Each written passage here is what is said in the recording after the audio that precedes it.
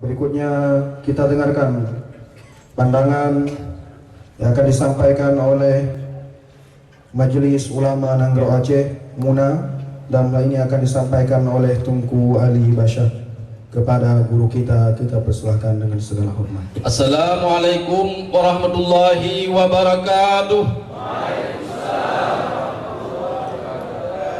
Alhamdulillahi rabbil alamin wa bihi nasta'in ala umuri dunya waddin. Wassalatu wassalamu ala asyrafil anbiya'i wal mursalin wa ala alihi wa ashabihi ajmain, amma ba'du. Ulun tuan cerita bacut, ulun tuan pegah sejarah yang mutulih dan ulun tuan kebah bahan bukti. Di saat ulun tuan awal duduk dengan Abu Zaud Damzami, ni kun dia Abu Zaud Damzami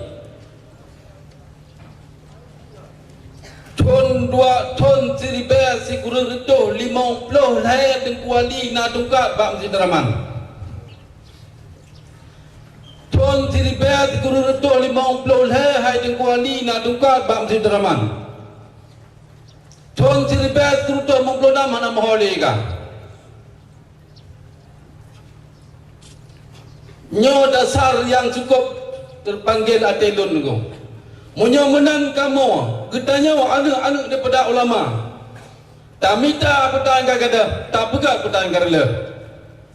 Jawapan daripada katanya medung uronyo tak setat pertanyaan kata.